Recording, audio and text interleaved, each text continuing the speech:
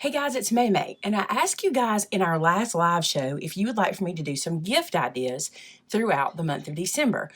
Well, as a paper crafter and a card maker, I think the first gift idea we should do are cards. Now, this one is not my quick and easy. This one's going to take a little time, so we're going to walk you through step by step, but I think you're going to like it, so let's get started. I'm going to be using this paper pack called the Pick and Mix. This is the perfect paper pack for this project we're going to be doing because it has so many patterns, and that's what we're looking for. We're going to let the paper do the work for the most part, and then the box itself be the present. This comes in 12 by 12 and 8 by 8, and it's on our website now at maymaymadeit.com. So if you're wondering where the paper came from, that's it. Actually, all my supplies will probably be from our store. All right, I'm going to open this up. Now, the cards I make and the box are going to coordinate because I'm going to use this paper to make the box and the cards. So I'm going to pick out what I want to be my box.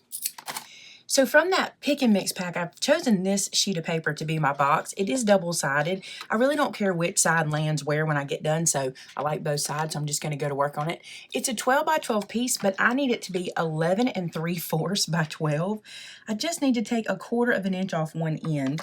It's a tiny strip. So there's that. Save it for later. You might could use that for something. And now we can do our score marks. And don't stress about the measurements. I'm going to have those on the blog post, so you'll be able to get those there. But for now, I'm going to show you how I'm going to do this. All right, so I have put this into my scoreboard on the 11 3/4 inch side. You want to pay attention because that little 1/4 of an inch makes a difference, okay? So 11 3/4 inch side. I'm going to score it at 3/4, at 1 3/4, and then at 2 3/4 or 3/4, whichever way you say that. Then out here on this end, I'm going to score it at 9, at 10, and at 11.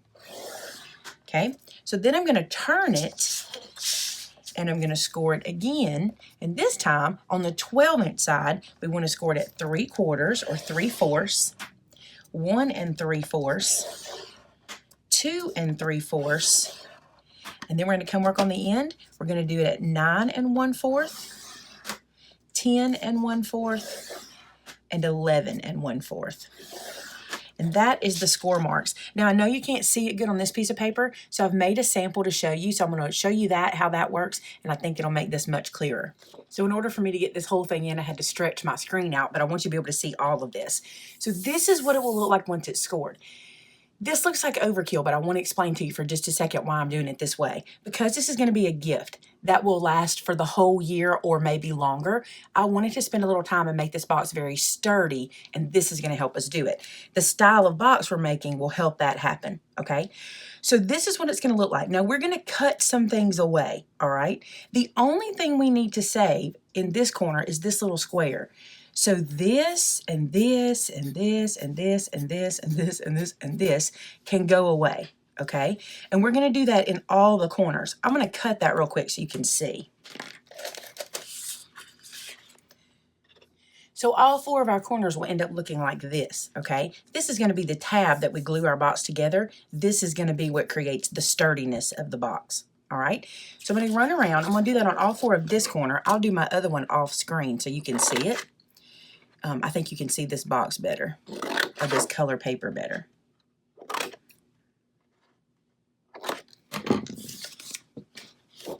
Just leaving that little square, taking all the others off.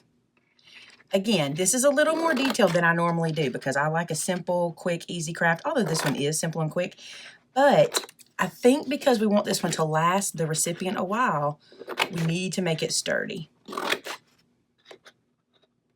You'll see how those edges really bulk up the box in just a second. All right, so there's what we got left. Now I want to do one more thing, and it's no big deal. It's super simple to do. Let me get my little snips for this. I'm going to go ahead and separate this little tab from this side just by snipping along the score line. Okay, so now we have that little tab free right there. We'll do that all the way around. Just snip this little guy loose, just so he's a flap now. Little flap, and then one more time.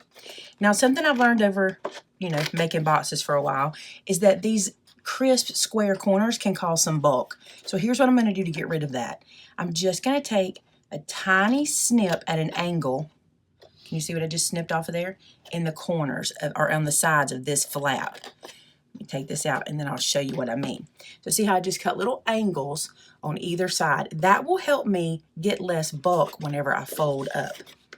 I'm really showing you this very specifically because I want you to be successful with this box, and it's a little hard to explain if I don't do it every little step.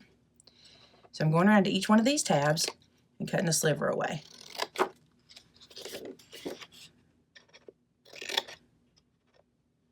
You'll see when you go to assemble this how big of a difference this makes. So I got my little flaps cut. That one didn't come off. There we go. Now the next thing I want to do, and this is where it can get confusing, so I need you to hang with me for a second. And we're going to do some folding and scoring. I'm going to keep going on this one so you can see it better, and then I'll do my other one off camera.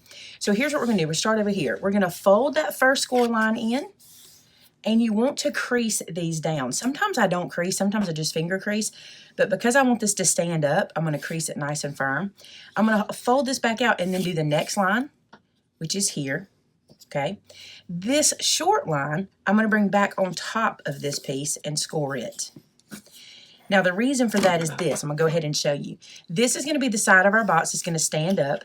We're going to glue this together to get some strength. We're going to sit this up and we're going to glue this down. Okay, so that's why we did it that way. I wanted that to make sense. Let's do another side. All right, so we're going to fold that first line in and crease it. All right, our second line in and crease it. Our third line comes out, and we're going to crease it. We're going to do that all the way around. Now for our little flaps, all I need to do is fold those in. I don't need to crease those because I need those to have a little bit of pushback resistance so they'll glue to the sides well. So I'm just going to fold those with my fingers, not crease them. Now we're ready to assemble this. I'm going to do this to my other piece and assemble my other piece with you. Now I'm back to my regular piece, which is just like the other one, but just darker so it's harder to see. But I did something I just realized. On my flaps, instead of cutting them all the same way, I did them opposite of each other. It won't matter. Do you see how instead of these are on the same side? As long as you have this flap, it won't matter. So if you see that, don't stress about it. Okay, now for the assembly part. What I'm going to do first is run around and take all of our little flap pieces, okay, and some glue. And I'm going to use the art glitter glue, some wet glue, because I think it helps to give me a little more play time with getting the pieces where they need to go. I can kind of wiggle them in place. And I'm just going to stand this up, match these edges, and then glue those tabs together. Just get a good connection. Don't worry about all this piece above. That's what's going to make the box sturdy. We'll get to that in a second. Same thing over here. So I'm going to glue this flap down. Turn that back so you guys can see.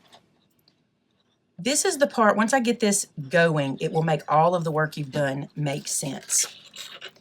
Okay, glue that flap together.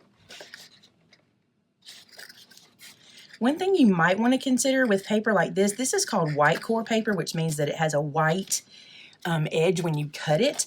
You might want to run some ink around this if you don't want your white edges to show. That's not going to bother me too bad. It's very little showing.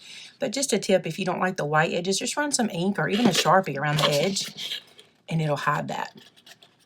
We'll get that glued nice and snug there. It's a gift, so spend some time on it. Don't rush through it. Match your corners up. Give your glue plenty of time to dry. I'm real bad about it. If I'm making something for myself, I'll just hurry through it because it's for me and I don't stress. But sometimes if I'm giving a gift, I want to spend a little more time on it. Now I'm bending this out so you can see. Remember these two flaps we had, right? This is where you might think this is overkill, but I really think because we're giving this as a gift, you need this extra stability. So I'm going to take my glue and I'm going to run it along both of these flaps that stick out. This one and this one. Okay. Then I'm just going to fold this over where I just connected the box and tuck it down and then seal this together with the glue. I'm going to hold this up to the camera so you'll be able to see it in just a second. But this is going to make your box so much sturdier. See what I just did? Don't even worry about this because we're going to cover that too. But see how nice and thick that makes it, and the glue makes it even sturdier. I'm going to go the other end and do it as well. So open that out, put glue all over it. Again, I think wet glue works best here because it gives you some wiggle room to get that in there, you know, to fold it over and slick it all down.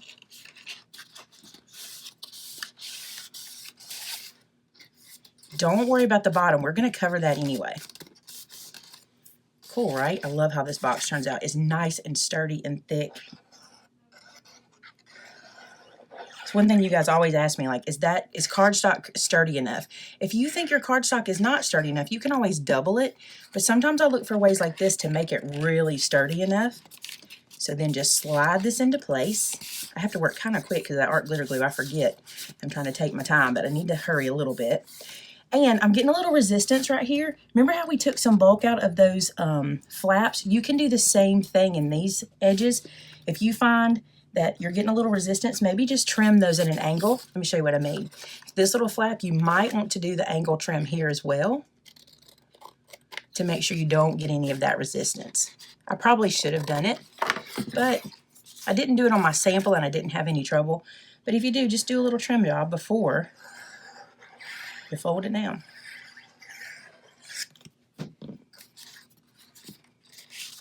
Yeah, that helps with the resistance. So I'd probably do that. Now look how nice and sturdy this is. It really is nice, sturdy, and we're even going to make the bottom even sturdier with this next step. So this piece is going to be the piece that divides our cards from our sentiments. This piece is, I've forgotten already, 6 by 8 1/4, okay? And with it in your scoreboard on the 8 1/4 side, you're going to score it at 4 5/8, 5 5/8, and 6 5/8. Now 5/8 is 1/8 inch past 1/2 inch, if that helps you on your scoreboard. Okay, so all we have to do now is fold this in a mountain valley. So this is the side that's going to be the inside of my card box. I should have laid it that way when I showed you. So with the side that's going to be the inside facing up, you're going to take your first score mark and fold it over. And I'd go ahead and crease it like so. Then the second one comes back, and I'm going to crease it as well. And then the last one comes back over. I'm going to crease it. Let me show you what I mean by that. That was a little confusing. So here's what you get. You want to make this kind of lip that sticks up in the box to separate things. Now we're going to glue this together.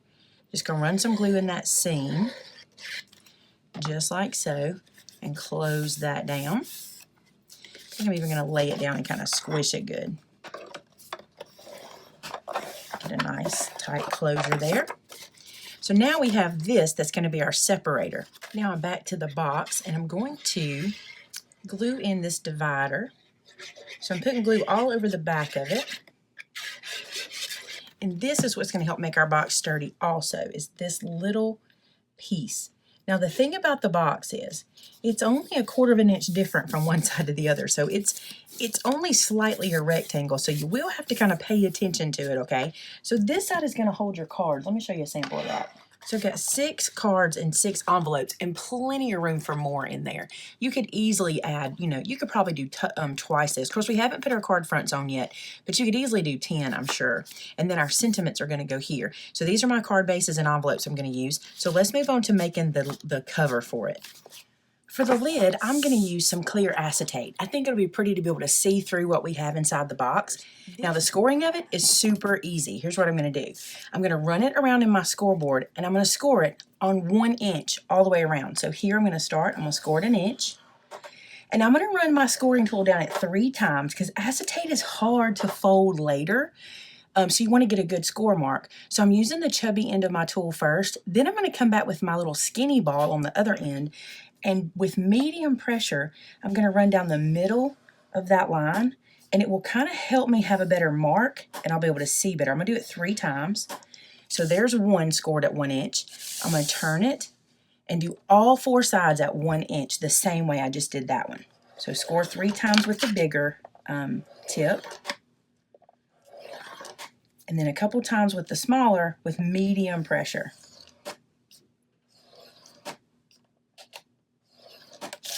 All the way around, 1 inch. And you don't have to make this with acetate. You can make this with cardstock and just make a solid cover so you can't see through it, but I just thought acetate would be kind of fun. So I got that scored at 1 inch all the way around. You can see that right there. That looks good. Okay, so now we're going to do some folding on there.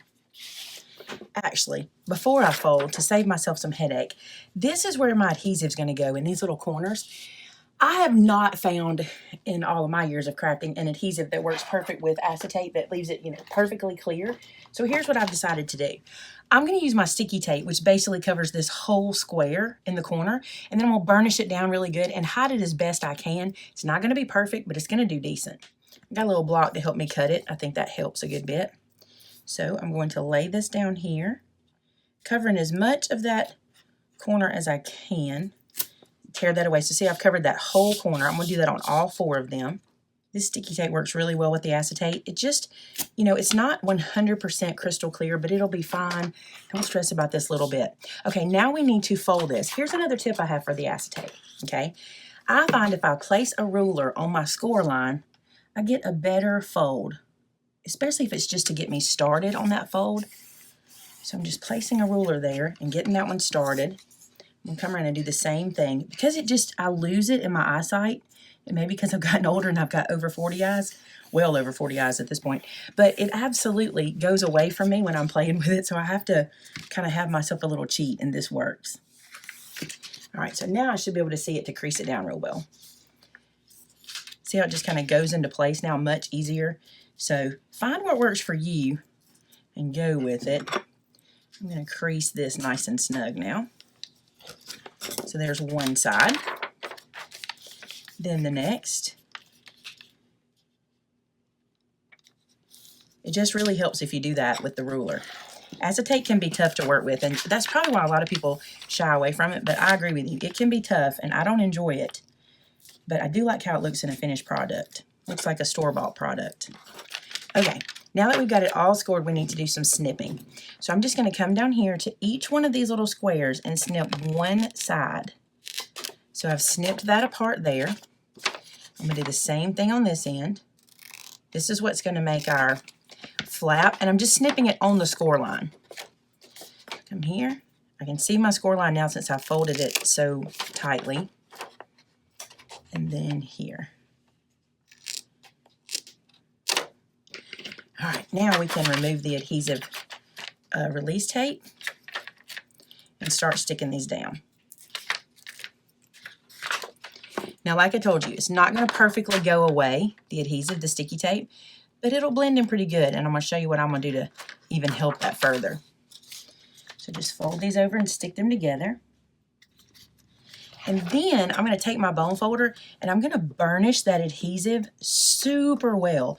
And what happens is sometimes there's air bubbles in there that you can kind of see and makes it even more noticeable. But if you burnish this so snug, you'll see that it doesn't go away, but it doesn't look the worst.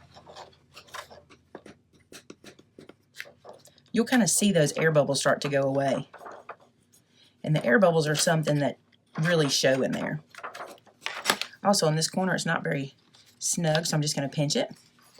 Pinch this one, and now let's put these guys together.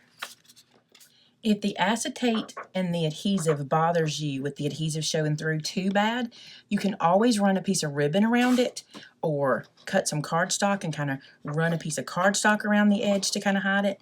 But honestly, it just doesn't bother me that much. Once I get it burnished in pretty good, I mean, it's there, but it's not the worst. All right, so let's bring our box back over. And now to put our top in. And the reason I'm not 100% concerned about these adhesives is because this is going to sit right inside like that. It's a little bit loose on the inside, but that's okay. I think it's cute and it'll hold everything in place. Acetate makes it difficult because it's hard to get perfect scores and things. So if this is not perfect, don't worry if there's a little wiggle room. It actually makes it easier for the person to get it in and out when it's a little bit looser like that than if it's super, super tight. So now there is that part. So let's make the sentiments to go inside and let's work on the card front. So I've cut myself 12 1x4" strips of cardstock. This is what I'm going to put the sentiments on. They are going to be the width of the card itself. And the stamps that I'm going to use to make this happen is the one I have called All Occasions. Let me show you. It has all of these different sentiments on it to be used in cards. This is kind of what I created it for, with these kind of gifts where you needed to give every kind of sentiment. So I'm going to use that one and do 12 sentiments. And so this will be kind of fun. You might be here a minute doing some stamping. No big deal. I'm going to use my VersaFine Onyx Black because it's my favorite. And let's start with Just a Note. That's one that you would definitely want to put in there. And that's another thing. You can kind of look through and decide which sentiments you would like to include for the recipient to use. So using this, I'm going to run through and stamp these little guys on. I think I'll put it to the side. So just like that, just a little note. So I'm gonna move that aside and I'm gonna do a different one. Now that I have my sentiment stamped, I want to show you what I'm doing here. I'm making these little pieces to go behind the sentiment, and I chose the yellow from the cardstock because I think it will match pretty much every card base I put in the pack. So I just found a neutral color. You might want to use black or what have you for this, whatever's neutral enough for whatever paper you chose. And I'm going to use one of my border punches. So I cut this piece 2 inches, so it's 1 inch bigger than my little sentiment strip, and that way I knew I had plenty of room to do this little border stamping on either side. So for all of the pieces, I'm just running through and border stamping. And the thing is, I'm given 6 cards. This box would hold more than 6 cards, so you might want to do more, but I would go ahead and, like, ever how many cards you send twice as many sentiments, so that way they can really personalize what they're sending out. If you just send 12 sentiments with the cards, you might as well just put the sentiments on the cards, if that makes sense. So that way they have a little variety. Okay, so I have all of my little pieces done, and I'm going to put some art glitter glue on the back. And then I'm going to center this in the middle so that the scallop is the same on both sides. And you can adjust the width of your paper if you don't want this big of a scallop. I just think the scallop is cute and it will match any of the cards. And I cut it 4 inches wide so I know when they put it down, it'll be the right width on the card. On the back, I'm going to add foam tape. I'm going to do that because I would do that if they were cards I was making in my own, you know, in my own craft room. So for people that don't make cards that are going to be sending these out, I want to give them a little bit of dimension. And I'm using the thinner dimensional. The reason is when they go to mail this, you don't want to add so much bulk that they don't know much about, you know, stamping the card or what have you. If they're not card makers, they may not know you have to add a lot of extra for bulk and things like that. So this little bit won't add any extra, and it'll just give a little lift when they put it on the card. So I'm going to go through and put all these guys together with their foam tape on the back. For the cards themselves, this couldn't get any easier. I'm going to take some cardstock from that same paper pack, and I'm just using my regular card bases that are A2 size. I cut this down 1/4 inch smaller than the card base. So this piece that I sat on there is 4 by 5 1/4, okay? So this and then the sentiments are gonna work perfect together. Check that out. It's gonna lay right across the bottom like that, or if they wanna put it at the top, they can do whatever they want to with it. Super cute. They can even come in from the side. Well, not that side because it doesn't open that way, but they can bring it in from the side. They can play around and do what they want. Now, I'm gonna put 6 cards in. Again, there's gracious plenty of room for you to add more than 6, but I had another idea. One of the cards, the one I put on top, I'm going to go ahead and put a sentiment on, and I'm going to write inside of that card. It's going to be from me to the person. It also lets them see a good way of how to use the cards. And you can always put a little note in the card you make to them. Hey, this is a gift set that you can customize yourself, and explain to them how it works. I think that'd be cute. So I'm just going to run through and glue all these card fronts down, and we're going to see the finished product pretty soon. And I'm only using 2 different kinds of paper. You could make every one different. If I were making several of these, I probably would make every one different, because what I would do is just make a bunch of different that from the same paper pack and then just mix them up. And that way they might be 6 or 7 different cards in every one. So here I have 3 card fronts that look like this. By the way, that paper pack has some that have full, isn't that pretty? And then 3 that look like this. And I think these can be used feminine or masculine, so I think that's great. And then I'm going to put the sentiment that I created that says just for you on the front of this card. And it will show them how to use it, and I'm going to give them a little sentiment on the inside of this card explaining it even in more detail. So this one will go to the front, and I will write in here a little note and how to use this gift set. All right, so there's our cards. They go in plain. We need our envelopes. So 6 envelopes. You might even consider giving extra envelopes in case they miswrite one. So you might add a couple of extra envelopes. That would be a good idea. And let's get our box. So here's our box. Here's our cards. Look how cute that is. And then our sentiments for the other side. Again, too many sentiments for how many cards I gave them because I want them to be able to kind of play around and do what they want to with them. But you could also make just enough cards and they still can play around and do it themselves. It's kind of fun, kind of interactive. The big thing I wanted to show you today, because I know you'll come up with plenty of stuff to put inside here, is the box. So this fits A2 and you have this section. You could put candy over here. You could just give a whole bunch of cards that you create. You can go crazy. The other thing I would probably do is up here, if I'm giving this to somebody as a card set, I'd put some stamps in, maybe a roll of stamps or something like that. Then we put our clear lid on, which this is where I struggle finding which way it fits because it's almost a square. This set is almost a square. And then I would tie either baker's twine or I would tie ribbon around it or something like that to give it as a gift and put a tag. And even make your tag match. Oh, so much you can do. I hope you enjoy this one. Remember, there's a blog post with the measurements and just have fun with it. Take your time. It's one that you might have to make a time or two before it makes real good sense when you're making it because it was a little tough for me to put together, but we finally got it done. So I hope you enjoyed it. Thanks so much for watching. If you make this project or anything like it, we want to see it on our Facebook page, which is called Maymay Made It, and so did I, and on our customer gallery on our website. So if you go to maymaymadeit.com and visit our customer gallery, you can add your projects so we can see what you guys are making with the supplies that you get from our store. Thanks so much for watching. I'll see you again next time. Bye-bye.